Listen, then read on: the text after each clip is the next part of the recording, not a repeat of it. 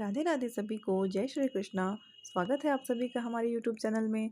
आज हम आपको फागुन मास के शुक्ल पक्ष में पड़ने वाली एकादशी, जो कि अमला एकादशी के नाम से जानी जाती है, जिसे रंग भरी एकादशी भी कहते हैं, उसकी व्रत कथा सुनाने जा रहे हैं। अगर वीडियो अच्छी लगे तो वीडियो को लाइक करें एंड चैनल को सब्सक्राइब करें।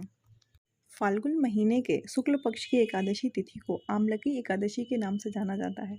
इस व्रत का हिंदू धर्म में विशेष महत्व है। इसका नाम रंग भरी एकादशी भी है। ऐसी मान्यता है जो भक्त इस दिन उपवास रखता है और भक्ति भाव से पूजा अर्चना करता है, उनकी सभी मनोकामनाएं पूर्ण होती है।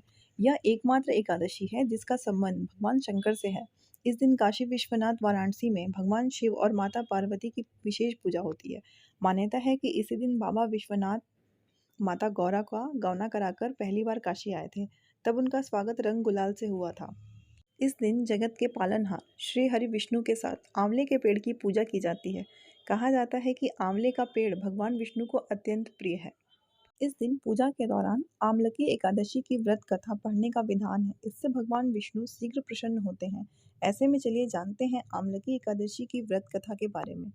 पौराणिक मान्यता के अनुसार वैदिश नाम का एक नगर था। उस नगर में ब्राह्मण, क्षत्रिय, वैश्य और शूद्र रहते थे। वहां रहने वाले सभी नगरवासी विष्णु भक्त थे और वहां कोई भी नास्तिक नहीं था। उसके राजा का नाम था चैत्रथ। राजा चैत्रथ विद्वान थे और वह बहुत धार्मिक थे। उनके नगर में कोई भी व्यक्ति दरिद्र नहीं था।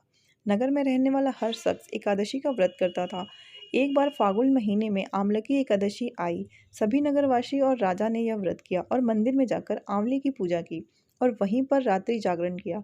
तभी रात के समय वहां एक बहेलिया आया जो कि घोर पापी था, लेकिन उसे भूख और प्यास लगी थी, इसलिए मंदिर के कोने में बैठकर जागरण को देखने लगा और विष्णु भगवान व एकादशी महात्म्य की कथा सुनने लगा। इस तरह पूरी रात बीत गई। नगरवासियों के साथ बहेलिया भी पूरी रात जागा रहा। सुबह होने पर सभी नगरवासी अपने घर चले गए। बहेलिया भी घर जाकर भोजन किया, लेकिन कुछ समय बाद बहेलिया की मौत हो गई। हालांकि उसने आमलकी एकादशी व्रत कथा सुनी थी और जागरण भी किया था, इसलिए वह राजा विदुरथ के घर जन्म लिया। राजा ने उसका नाम वसुरथ रखा। बड़ा होकर वह नगर का राजा बना। एक दिन वह शिकार पर निकला, लेकिन बीच में ही मार्ग भूल गया। रास्ता भूल जाने के कारण वह एक पेड़ के नीचे सो गया। थोड़ी देर बाद वहीं मलेच्छ आ गए और राजा को अकेला देखकर उसे मारने की योजना बनाने लगे। उन्होंने कहा, इसी राजा के कारण उन्हें देश निकाला दिया गया है, इसलिए इसे हमें मार देना चाहिए। इस बात से अनजान राजा सोता रहा। मलेच्छों ने राजा पर हथियार फेंकना शुरू कर दिया, लेकिन उनके शस्त्र राजा पर फूल बनकर गिरने लगे। कुछ देर बाद सभी मलेच्छ जमीन पर मृत पड़े थे। वहीं जब राजा की नींद खुली तो उन्होंने देखा कि कुछ लोग जमीन पर मृत पड़े हैं। राजा समझ गया कि वह सभी उसे मारने आए थे, लेकिन किसी ने उन्हें ही मौत की नींद सुला दी। यह देखकर राजा ने कहा कि इस जंगल में ऐसा कौन है जिसने उसकी जान बचाई है। तभी आकाशवाणी हुई कि हे राजा, भगवान विष्णु ने तुम्हारी जान बचाई है। तुमने पिछले जन्म में आमलकी एकादशी व्रत कथा सुना था और उसी का फल है कि आज तुम शत्रुओं से घिरे होने के बावजूद जीवित हो। राजा अपने नगर लौटा और सुखी पूर्वक राज करने लगा और धर्म के कार्य करने लगा।